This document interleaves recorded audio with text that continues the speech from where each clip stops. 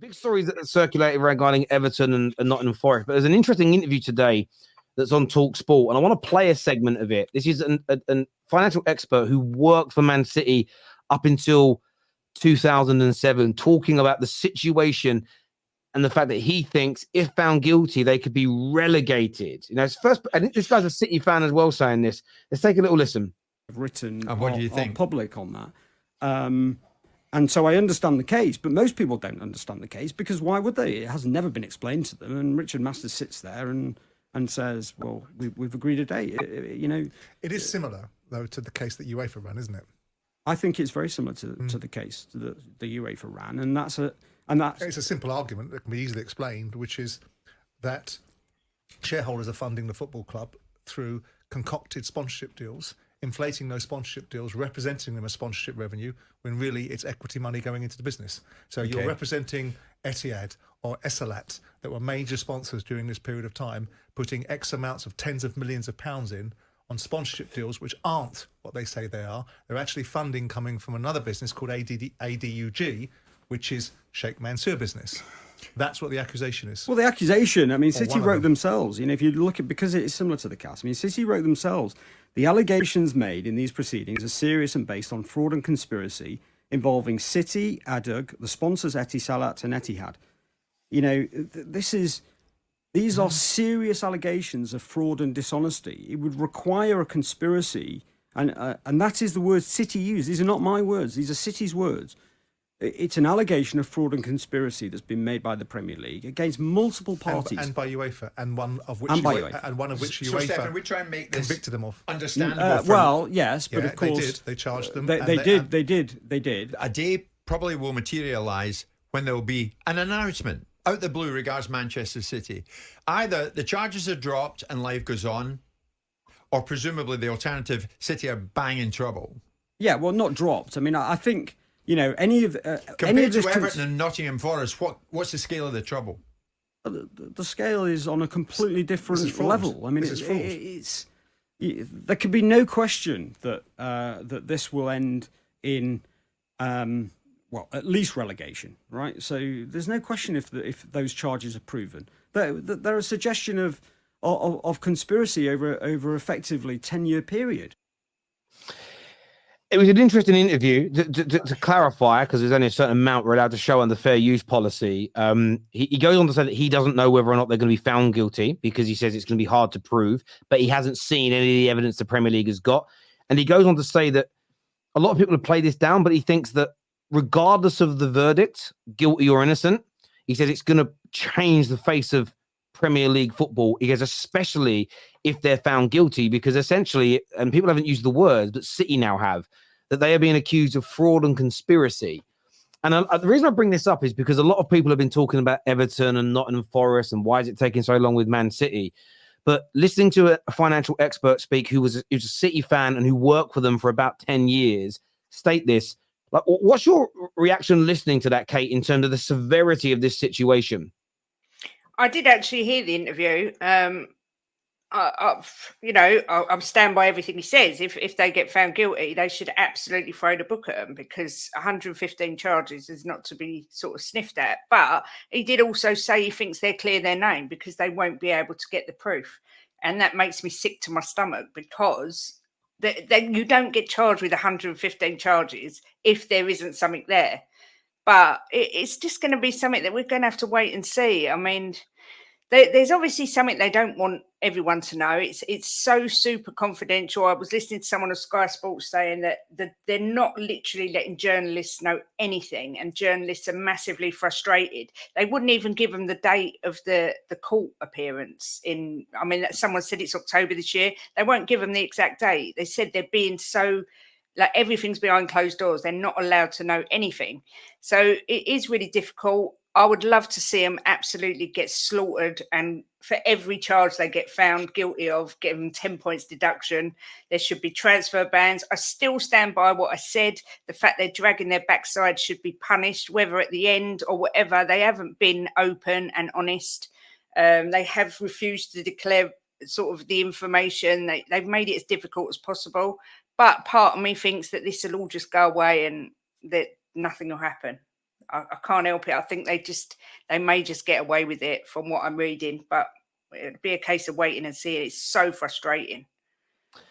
G, your team has been the one side that's really gone toe to toe with Man City in this Pep Klopp era. How intrigued are you by this case to know whether or not they have essentially built that world class, one of the greatest squads ever, on the top of fraud and conspiracy? And because a lot of Liverpool fans and United fans over the last few years have said, well, it wouldn't change how I feel about City. It wouldn't undo what they've achieved. They've still won their trophies irrespective. Do you look at it through that lens, or could you view it, if it's as big a conspiracy theory as this expert said today, do you view it as, genuine glory has been stolen from Liverpool?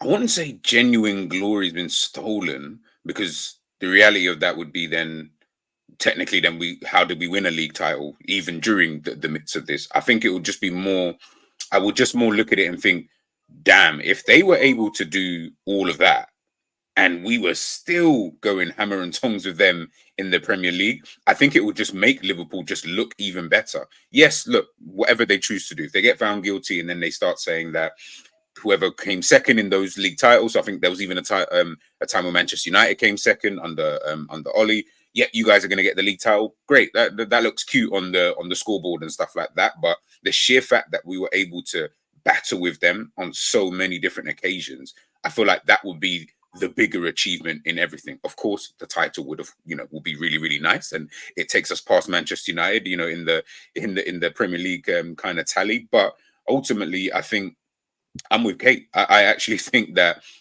nothing's going to happen. I genuinely believe they'll get away with. I don't think they'll get away with everything. I think they'll get in trouble for the small things that won't in turn mean anything massive. They might just be. I think was there something about the grass being too long or something. I think they'll get in trouble for things like that.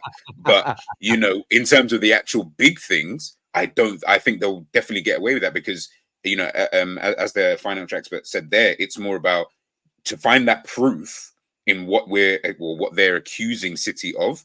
I almost think it's going to be damn near impossible. Hence the reason why it's probably taking so long, because they probably don't really even have the proof. And the proof that they do have, or that evidence that they do have, it's probably going to be very weak. And I'm very confident in City's lawyers to be able to get them out of this kind of situation. They seem pretty confident as well, in terms of City seem relaxed as a football club. They're still going about business like nothing's ever happened, and I just think it's going to be one of those. But with Liverpool, listen, man, it's been fun. It's been fun. If they get relegated, it just means we'll be the best team in the country. So I'm good with that. Gunny, from your point of view, a lot of City fans think this is a witch hunt against them. It's the Premier League, it's rivals, it's all the other clubs. They've done nothing wrong here. What does your gut tell you? Does your gut tell you that it feels like they've done this, but it maybe can't be proven? Or do you actually feel that City are being unfairly treated by their sort of fellow Premier League clubs? I think it's a bit of both. My gut feeling definitely does tell me that something doesn't smell right. But then again, I know this doesn't make it any better. I'm pretty sure the majority of the Premier League clubs do not have squeaky clean hands. Because now when we're talking in the realm of working of hundreds of millions and billions of pounds, please show me one or maybe even two people that have got clean hands when it comes to doing this kind of business. It happens everywhere, not just in football. All over the corporate world, it happens. So to me, I'm more inclined to believe that, this is something that happens fairly more regular than, what we're shown in the media. But because it's because it's a team that's so successful like Manchester City, it's definitely going to be magnified. Now, again, that doesn't make it right, in my opinion, what they're doing. It doesn't. So I do think that something's gone on a little bit there. But at the same time, Manchester City fans, if we're moving on to the fans, they are not the culprits in this. Yeah, they're like me, you, and everybody else on this panel. They're here to watch football. They're here to enjoy their football. And just like any other fan, they're going to want their team to be successful. They don't necessarily care by what means it's going to be done. They're just focused on what's on the pitch. So I do feel a little bit sorry for them. Of course, they're going to feel it's a witch hunt, because it's a very scary outcome that can happen to them. Because if there's talk of things like, titles potentially being stripped and, the club being relegated down to the championship or whatever, of course, they're going to feel that element of fear. So it's a sticky one still. We're just going to have to wait for the judgment to see what happens. But again, I stand by it. I do not think Manchester City are the only club in the Premier League that have done unscrupulous things. 100%, I don't. Yeah, listen, I get you on that. I think it's. I mean, I'm all up for a regulator. I think clubs should be regulated, and I think that if you're having a sponsor, that you should have to. Again, I'm looking at it from. I worked in banking. I remember when there was a Russian. When you onboard Russians into the UK banking system, you have to do something they call enhanced due diligence. And some of the questions are crazy. Now, some of the questions are kind of normal if you're talking to a banker who was born in Russia. You ask him, like, why did he move from one bank to another? And it was real specific detail the bank had to collate in case they ever got investigated by the FCA. You had to, and I used to look after the football players. So I don't know if you guys remember the Russian manager called Slutsky. He come to the UK and managed Fulham. And some of the weird, and this is what's like most money in Russia at it's very likely at some point everyone's money has touched some type of criminal activity. It doesn't mean people are criminals, but there's lots of criminal activity. This is according to the financial world. And I had to ask him questions sort of like, and he had to prove, well, why did this club in Russia employ you? And then why did this club want you instead of them? And why did they offer you more money? And as a football person, we know why. He did a really good job and won trophies and a bigger and better club wanted his But he had to provide, and his lawyers did it in the end, offers and emails and real accounts and details as to why he moved and why he went on. To a degree, we should have, and there's a reason that banks have that, because, you know, for one reason or another. I think something like that needs to exist in football. So if an airline wants to sponsor Chelsea tomorrow, there has to be some documentation shared with a regulator, or at least stored by Chelsea, that a regulator could look at to ensure that it's a real sponsor and it isn't being backfilled by Todd Bowley or Clearlake in some other way. I think we should start doing that. And that way, if you cheat, it'll be very easy to prove because you won't have the documentation that's needed. So I do think there has to be some sort of regulator that comes in. So do you think there's jealousy going on here, though? Do you think that people are just desperate for City to be guilty? Or do you believe that, do you know what, deep down inside, whether they get away with it, whether they get found innocent or not, do you believe they have cheated to the degree that the Premier League think? Jealousy, I wouldn't go that far. Listen, they are a successful club. They've brought the players in and they've played the games. They have won those trophies on the pitch. Do you know what I mean? But for me, it just stinks. It stinks of corruption. I mean, if we look back, I believe Man City in the COVID season were the only ones to make a profit. I believe if we actually look back, they were the only ones to make a profit. Everybody made a loss. They're the only ones who made a profit out of everyone. So that already has alarm bells ringing because how are they making a profit? Everybody's losing money. Secondly, the way that they suddenly amassed all this wealth out of nowhere and ended up pumping money into the club from all these sponsors. Also, bells ringing from that, because that doesn't just come from you being, because let's face it, City were not a massive club. They were not a massive club to that level where they'd have sponsors and have plenty of money there and be able to buy all these players. So I can understand an owner investing, but the way it was done with them, it just happened way too quick. So for me, innocent till proven guilty in it. Innocent till proven guilty, but in the eyes of the public and in the eyes of the other fans and around the world, it all looks so fishy. I think even if they're found not guilty, I still think the fans are going to be like, nah. They're still guilty. They're still guilty. They probably paid off the freaking the courts or something. Do you know what I mean? I want to throw out a comment. We've had this on I think Lee Gunner said it on the Terrace before, and a lot of people I've seen in the comments are saying this. If you're not cheating, you're not trying to win. If you're not what? If you're not cheating, you're not trying to win. What a load of crap.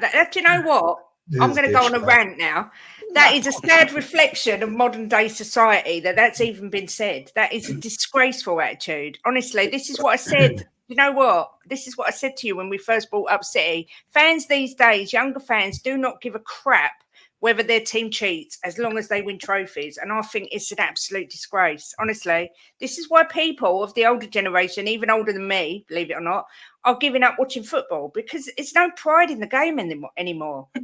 You know, what is the pride of winning if you've cheated to get there? It's a disgrace. honestly, I can't go on about it because I'll get on my soapbox and you won't shut me up. But it is an absolute disgrace. Yeah, I agree. I don't know. Listen, I think there's doing everything you can to bend the. If you get clipped in the box and your player falls down and wins that penalty that wins you a cup, do you compare that to financially doping or taking steroids or paying off referees? Some people would be very sort of facetious or pedantic, really, and go, "Well, cheating is cheating." I don't necessarily think cheating is just. There are huge differences if that makes sense, but.